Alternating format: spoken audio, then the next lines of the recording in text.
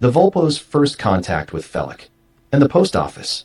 As they flew, they left land behind, and for several hours all they saw was the sea. But just as Zariel had said, they found an island, and their Ectos landed. They dismounted and set up camp. They didn't want to venture too deep into the thicket for fear of encountering predators, but they found small animals that they were able to hunt easily. They prepared them and served them as dinner after roasting them.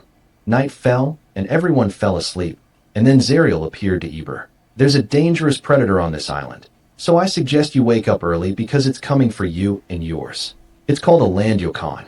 I recommend you use crossbows to pierce its tough scales.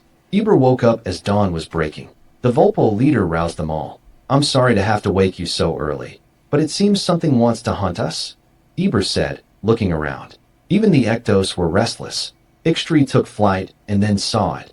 A creature that someone from Earth would have called a dragon, though this one had no wings, approaching them. His Ecto glanced at Eber, and he understood. Prepare the crossbows, he said, remembering Zariel's advice. When it was close enough, they all fired, and the beast roared in pain. Some reloaded their crossbows, while others, seeing the predator's proximity, drew their swords and attacked it from all sides. Even the Ectos helped by attacking from the air. Strike it in the legs. If it can't move them, it won't be able to chase us. Everyone did exactly that. Seeing that the beast could no longer pursue them, they went on the offensive and attacked its neck with their swords, and after much effort, they were able to cut off its head. It's a shame we have to leave it here. Those scales alone could be used to make interesting things, like armor. And who knows what else its body could be used for, Eber lamented.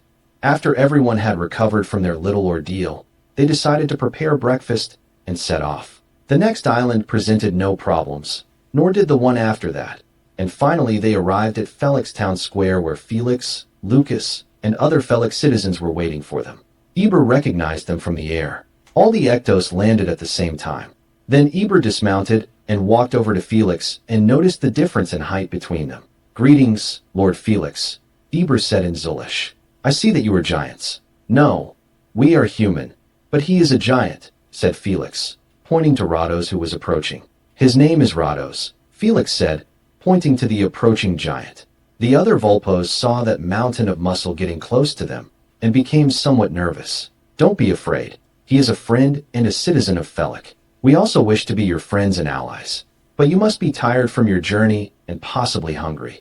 We have prepared a meal for you that we hope you will enjoy, Lucas explained. Minutes later, everyone was seated at a long table, and a procession of workers brought in the food. Eber and his entourage looked at the various dishes with surprise, accustomed as they were to much simpler meals. They were also surprised to see crystal glasses and goblets. After the lavish meal, Eber and his party sat in the middle of a large hall around an equally large round table. I'm glad to be here, but Lord Zariel never told me how powerful and advanced you really are, Eber explained. That's a bad habit of Zariel's, not giving us the full information because he thinks we won't be able to handle it, Felix said with a smile. This was something Eber had noticed in his dealings with him. He always left something unsaid. Seated at the table were Rados in the chair made just for him, Finn representing the Aemsis, and Akpedo, the Achaean leader. Also present were Zalopto, leader of the Acheros, Ixtales, leader of the Acheans, and finally, Camator of the Talits. There are several other races who are friends and allies, but unfortunately, they couldn't be here at this time, Lucas said. So there are many other races besides the ones I see here? Yes, Lord Eber. In Feluc, we have races of all shapes and sizes, Felix said with a touch of pride. Then, as if summoned, Aya and Samia entered through the window, drawing the attention of Eber and his entourage. You should have invited me to this meeting, she said, feigning anger. I'm sorry, Lady Aya. We couldn't find you in time to invite you. Felix apologized. This surprised Eber, seeing how the powerful leader of Feluc showed deference and respect to a small and seemingly insignificant creature like the one before him. I understand. I just couldn't resist the curiosity to meet the newcomers personally, even though we knew them from a distance. Aya replied, Welcome to Feluc. I am Aya, leader of the Kunis. The tiny person introduced herself. It's a pleasure to meet you, Lady Aya. But how is it that you know us? Eber asked, standing up and a little puzzled. We have been living at Cater for centuries, but Lord Zariel always advised us to keep our distance from you, said Aya, while she and Samia perched on the table. Just then, the door opened and Atexa entered with some papers in her hands. "Sorry to interrupt. Here is the latest Loomis report," she said, placing the papers on the table and leaving. "So humans also have various colors like us," Eber thought to himself, but the papers caught his attention. "What are those?" he asked, pointing to the small stack of papers. "It's paper. We produce it from the fiber of certain trees," Lucas answered. "And what are those marks?" the group asked, intrigued. "That's writing." Zariel hadn't told them, so they didn't know about it yet. "As usual, our favorite spirit withholding information," Felix remarked with a sigh. "And what's this writing used for?" Eber asked, taking a sheet of paper and looking at the letters, fascinated. "It's used to transmit information. For example, there's another one of our cities called Loomis. Its administrator writes to us and tells us what's happening there. He could send a messenger to tell us, but the messenger might forget something." Lucas explained. "But how do you understand what this paper says?" Eber asked, wondering how this could be useful to his people. "We have schools to train people to understand it. Also use writing to preserve knowledge that would be lost if its originators died, without passing it on to others," Lucas replied. "My mentor, Exerin, always lamented that although he had much advice to give me, life wouldn't allow him the time to do so. He did, however, give me much that I applied in my life and in service to others. And you're telling me that if he had known how to write, he could have passed this knowledge not only to me, but to the entire village. What other wonders do you have to show me?" Eber asked enthusiastically. The brothers decided to take them on a tour of the city. First, they visited the market square. There they saw people buying products from the merchants, who were using abacuses. "What are those things they're using with beads?" asked the Vulpo leader. "That's an abacus. It's a tool for calculating faster," replied Lucas, whom Eber was asking questions because, in his opinion, he was the most knowledgeable. Then they visited a public square. Eber stood looking at the different buildings and the sandstone slabs on the square's floor. "All your buildings seem to be made of this type of stone. How do you shape it to use it, and how do you keep those slabs together?" Eber asked with great interest. "It's a laborious and complicated process, but we'd be happy to show you," replied Lucas. Then they visited a training camp. Ulia was there, teaching the new recruits of different races. "I'd like to introduce you to my wife, Ulia, Lord Eber.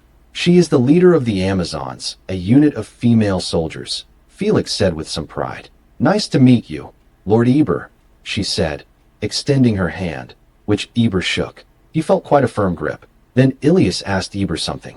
Eber explained, "My wife, Ilias here, tells me she's curious to know how strong Lady Ulia is." This comment surprised everyone, although some were curious to know the Vulpos' combat skills. "It would be an honor, Lady Ilias," Ulia replied. Eber translated what the Amazon had said to his wife, who nodded, smiling. Minutes later, both were in position. Ulia held a wooden sword in her basic kendo stance, while Ilias held a sword in each hand. Lucas recognized Ilias' stance. Wing Chun two-sword style. "It seems she's been trained by Lumiel." "How do you know that?" Eber asked, surprised. "Near the city of Loomis, there's a race called the Teleras. They were also trained by Lumiel. They're also friends and allies. Some of them live in this city," Lucas explained. "And what's this strange style that Mistress Ulia is using?" Eber asked curiously. "It's called Kendo. We learned it when we were young." "And who taught it to you?" the Vulpo asked, intrigued. "That was in our home world. And according to Zariel, it's yours too." "What?" Eber jumped. "We'll have time to talk calmly later. The fight is getting interesting," Lucas told her. Ilias had begun to unleash a barrage of blows with her two wooden swords. Ulia quickly blocked, positioning her sword at different angles. Then she spun around and struck one of her opponent's swords, breaking it. Ilias' technique involved one sword serving as a shield while the other attacked. But now the female Vulpo only had one sword, so she was using it like a fencer. This change in tactics momentarily disoriented Ulia, but she adapted to the new style. Both swords met and clashed. At one point, Ilias managed to surprise Ulia, striking her on the shoulder, earning her a point. Ulia nodded in approval. Then she took a taller stance. She leaped in front of Ilias, delivering a quick blow to the shoulder and a gentle thrust to the chest. This caused Ilias to lower his sword in a sign of submission, admitting his defeat. Ulia smiled and extended her hand again. Ilias shook it, smiling as well. All of the Amazon students applauded. Alia decided to end the day's class and accompanied her husband and the visitors. Later, Eber was watching a practice session with Bolus, another weapon Lucas had introduced years before. "I've never seen weapons like that," the Vulpo observed. The soldiers were throwing them with skill at posts erected for that purpose. "I saw the balls tying themselves to the posts. Can I try?" "Of course," Felix replied. Eber imitated the Bolus throwers. At first, he threw it incorrectly and missed. But he tried again, and this time the balls successfully tied to the post. He did it several more times, perfecting his technique. "You're very skilled, Lord Eber." "Not really," the Vulpo opined. "I need to practice a lot more. If you'd like, we can give you some as a token of our friendship, Lord Eber," Lucas replied. And so they did, handing him a bag containing 4 bolus in their individual pouches. Eber was very impressed. It had been a very productive day. The people and the city of Feluc far exceeded his expectations. "What do you think of us, Lord Eber?" Lucas asked jovially. "There's no need to be so formal with me. If you just call me Eber, I can call you Lucas. And we can address each other informally." "Very well. Actually, all that stuff about Lord Lucas this and Lord Lucas that sometimes annoys me. I understand. My people also treat me as if I were some superior being or something. I really understand. My people treat me that way too," Lucas replied. "Well, people have a deep respect for you, but I've also noticed how much they love you.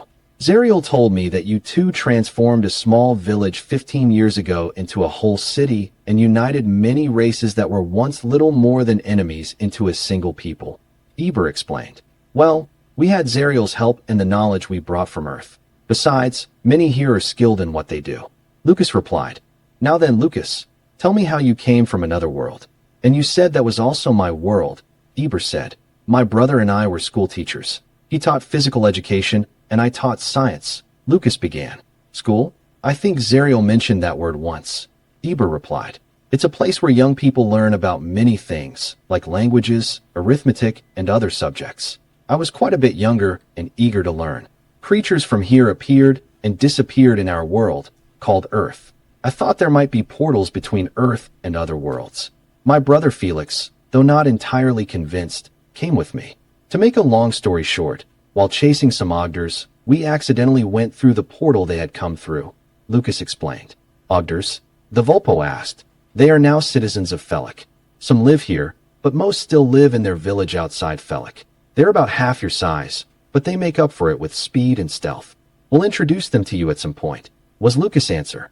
"You said that Earth was also our world of origin," Eber commented. "Yes, many years ago you lived on Earth, but not as you are now, but in a very different form.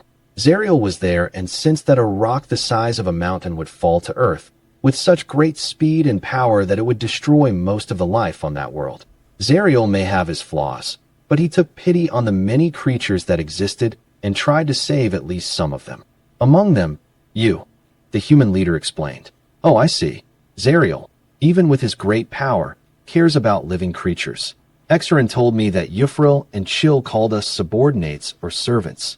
Zariel calls us friends," Eber observed. "That's right. He calls us that too. Do you remember Kamador?" Lucas asked. "The giant with only one eye, right?" the Vulpo leader asked. "Yes, his race has been enslaved by Zariel's brothers for centuries. They're called Talids. When he was defeated by Rados, they abandoned him. So he decided to join us to try and save and free his race from their servitude," Lucas explained again. "So, we're not the only ones who have been deceived by them," Eber said thoughtfully. "Another thing, Eber, over 1,000 years ago, Zariel tried to help a group of humans called the Rakashi. They continued to acquire wealth and power, but then their leaders began to fall prey to the deceptions of Yufril and Chill. They began to enslave other races. They built an empire, but in the end, they destroyed themselves. Loomis was their capital. We decided to keep the name as a cautionary example," Lucas explained. Lucas continued telling him about everything that had happened since they arrived in Zol. All of this left Eber speechless. The next day, Eber told the brothers that he had to return to his people to report everything he had seen. "We can come and visit you soon. We have boats in Loomis," Lucas told him. "We need to strengthen our ties. Your knowledge is impressive. Next time I come, I want to visit those schools you told me about," the Vulpo leader replied. "We hope your next visit will be longer. We have much more to show you, but it's all in Loomis." After several days of travel, Eber returned to his people. Everyone who could was happy to see him and greeted him with cheers. Later, they were inside the main hut of the Exran capital to present their report. Brothers, the city of Feluc is magnificent. I met the brothers Felix and Locus. They rule over many races, and from what I saw, they take everyone into account. There are races there like the giants, enormous beings that look like oversized humans, the Talits, one-eyed giants, the Acuans, horned giants, and the Achaeans, giants covered in hair.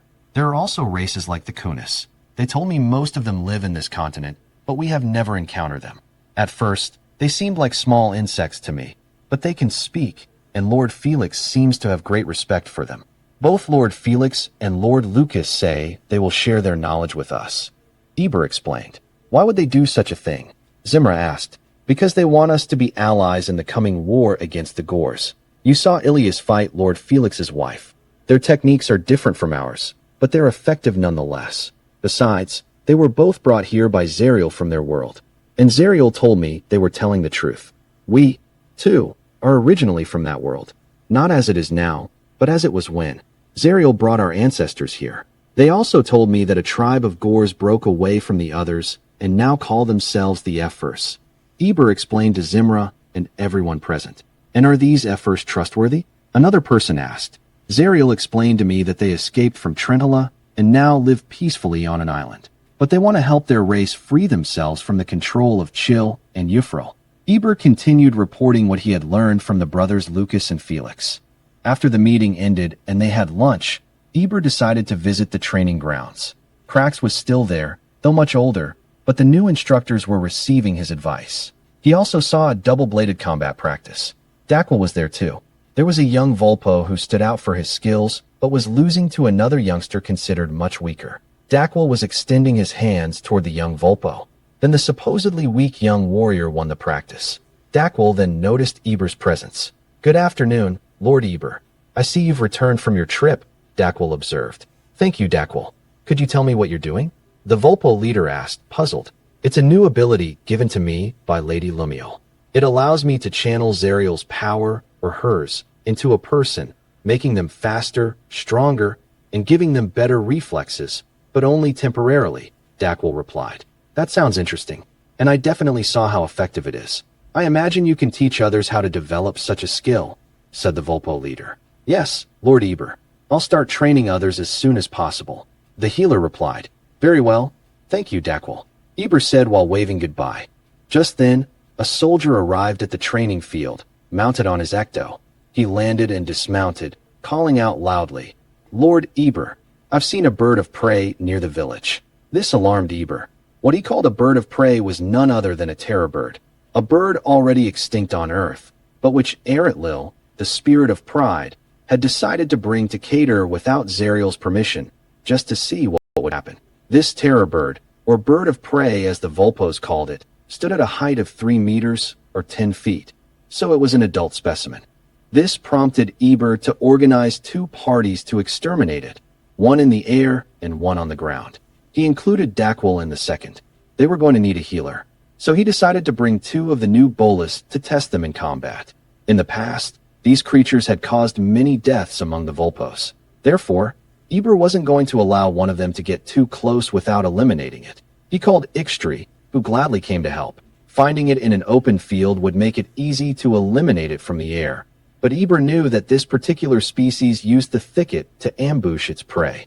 At first, he spotted it from the air and ever tried to aim his crossbow at it. But the bird, which had excellent peripheral vision, noticed and ran into the thicket. There he had the advantage, and Eber knew it. But even so, he ordered his party to land. He decided to wait for the second party to try to surround it. In the clearing, Eber touched Ixtri's head, and Ixtri understood. He gave him the task of guiding the second party to their location, but taking care that the raptor didn't notice their presence. That was the difficult part of the plan.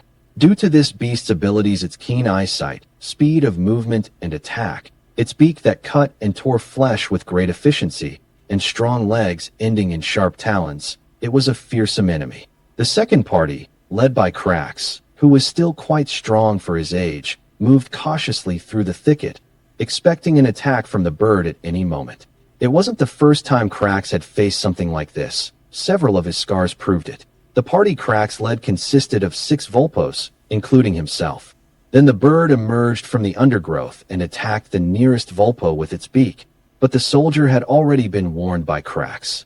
It shielded itself from the repeated attacks with its shield, while Cracks and the others tried to surround it. This made the bird realize the maneuver, and it again disappeared into the vegetation, hoping that one of the soldiers would break away from the group and follow it. And it almost worked. One of the soldiers tried to follow. "Stop," Cracks ordered. The soldier knew that the leader of the group would not tolerate insubordination, so he did. Now the problem was approaching without the bird noticing them, so they formed a defensive line. Ixtri was in the air. From time to time, it could see the enemy. Then it would circle around its position. Both groups assumed formation number 1. It consisted of 2 soldiers with spears in front, 2 more with swords in the middle, and the last 2 wielding crossbows. And behind Crax's group was Dakwall. The animal's speed worried Eber. Perhaps the bolus could slow it down. So he ordered the others to try to lure it toward a clearing in the forest while he took the bolus out of their pouches. "What's that?" Crax asked. "A gift from Feluc," Eber replied. The beast was very cunning, but not very patient. Seeing all the Vulpos in the clearing, it decided to attack them. It charged at them, trying to tear them apart with its razor-sharp beak. Eber, who already had the bolus ready, threw them. They became entangled in its legs, causing it to fall to the ground. The other Vulpos took advantage of the situation to attack him from all sides. Crax drew his sword and severed his head, killing him. His body convulsed and thrashed until it lay still. All the Vulpos, including Eber, let out a celebratory shout. They all decided to cut the bird into different pieces to use its meat for food and its feathers to make decorations. Eber allowed Crax to keep the head. Meanwhile, in Feluc, Lucas was preparing for a trip to Loomis. He had heard about a very skilled and intelligent young man who had managed to improve the muskets found there. This piqued his interest. After 2 days of travel, the newly constructed road between the 2 cities made the journey faster and more comfortable. He still arrived tired in the city where Alios greeted him. "Welcome, Lord Lucas. Is this what I think it is?" asked the administrator of Loomis, noticing a long bag under Lucas's arm. "Yes, I brought it here to give the young man some inspiration," Lucas replied. "Would you like to rest and eat something before visiting Curris's workshop?" "Oh no, I'm eager to see this young inventor." Later, they visited the workshop where the firearms they had found years before were made. Curris was engrossed in his work, oblivious to everything around him. Then, hearing the door open, he looked up. "Lord Lucas is here," he exclaimed, dropping what he was doing and practically running to where Lucas was, kneeling down. Lucas didn't like this, but he was used to it. "You don't have to do that, Curris," Lucas said. "How else should I receive the great inventor?" Curris replied with great admiration. "Please stand," Lucas said, extending his hand. "I've read the entire book that Mr. Eldoris and Mr. Epitras wrote about your life, from the day you came to us with your brother, and about all your inventions and achievements. I can't wait for the second volume. I'll tell you the truth, Mr. Eldoris and Mr. Epitras are mistaken. All the inventions I've introduced to Feluc were invented centuries ago in my world. They aren't mine. Is that true, Mr. Lucas?" the inventor asked, somewhat disappointed. "Absolutely. So you're more of an inventor than I could ever be," Lucas replied. "That doesn't diminish my admiration for you. It took intelligence to implement all those artifacts, even if you didn't invent them directly. Besides, your honesty is admirable. You could have said they were your inventions and no one could say otherwise," the inventor replied. Changing the subject, "I've brought an invention from my world," Lucas said, pulling the old rifle and some bullets from his bag. This made Curris's eyes light up. He took the rifle in his hands and examined it carefully. "This is incredible," he finally said, fascinated. "You have my permission to take it apart to see exactly how it works. Perhaps that will inspire you to create a weapon that everyone can use." Lucas explained. "I won't let you down, Lord Lucas, and I'll do everything in my power not to damage this object, which I suspect is very precious to you," he said enthusiastically. "You're very perceptive." "This was a gift from my father," Lucas replied. "Do you need more help with your work?" "This project is important," Lucas inquired. Curris noticed the tiny screws on the rifle. "Yes, I'll need someone to help me with extremely small metal objects." Lucas decided to call Tranter to help Curris with his lenses, and when he returned to Feluc, he asked Aya to lend him one of her subordinates to assist the inventor. She agreed and sent Dima. So Lucas arranged for her to receive an escort to protect her from potential predators who might make her their meal. This made Dima feel very important. Several weeks passed, and Chorus had disassembled the rifle and was meticulously studying each of its parts. He examined the rifling in the rifle barrel, compared it to the bullets Lucas had given him, and inserted the bullet into the barrel by hand, noticing that it rotated. This intrigued him. He compared Lucas's bullets with the round bullets from the muskets he had. Could it be that this rifling caused the bullet to rotate? Did the rotation allow for greater accuracy? He asked himself. He had already disassembled the weapon, so he would have to ask Lucas or Felix the next time he saw them. Even so, he continued investigating and experimenting. Felix had summoned all the chiefs of Feluc. "Gentlemen," he said, "we have a problem because of how large the nation of Feluc has become. Maintaining contact with Loomis and the other villages has become far too complicated. Even though Zariel can alert us to important events, communicating with all the towns and villages takes too long. Furthermore, for the people of Feluc who have relatives in Loomis and other villages, knowing about them would bring them peace of mind." Everyone nodded. "That's true, Lord Felix," Gazlo agreed. "Any ideas, Lord Lucas?" Then everyone looked at Lucas, which made him uncomfortable. They all expected Lucas to have the solution. After thinking for a while, he said, "In my world, a nation that was just starting out had that problem. What they did was establish regional offices where employees called postmen carried letters and packages back and forth. We could do something like that here." Lucas said, 10 years ago, we started a campaign to try to teach everyone to read and write. The children are learning in the schools we established, and it's been more difficult for the adults. The system could be maintained by charging a fee for the service with a stamp. Of course, we can try this service first in Feluc and then gradually expand it to other villages and to Loomis. Everyone approved the motion. This service would not only improve communications, but also provide jobs for the unemployed, he said with conviction. After that, he went to visit Beres, who was now spending all his time at the printing press. Beres saw Lucas enter through the door and washed his ink-covered hands to greet him. "Hello, Lucas.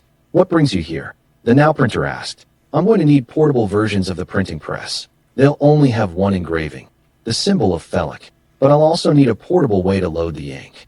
Lucas continued explaining and finalizing the details. This symbol of Feluc looked suspiciously like the image of a portal, the same one that was now on the flags flying at the government building. Construction of Feluc's first post office began and took several weeks. Felix was there to inaugurate it. At first, few used its services, so the Feluc treasury had to pay for its operation. This service had two divisions. First, the regular mail, which was transported by wagon and took 5 days to reach Loomis. And second, the express mail, which consisted of several horsemen and Terrids carrying packs, who took turns traveling between Feluc and Loomis. This service took half the time, although it cost twice as much. After several months, people became accustomed to this new service. Official communications from Feluc were also sent to and from Loomis via the post office.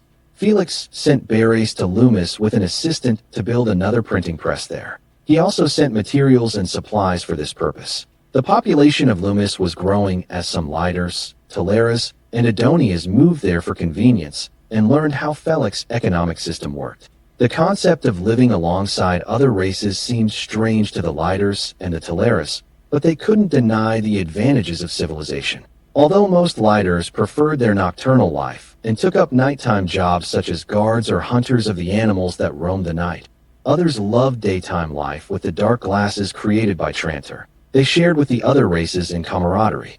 Continue on episode 11.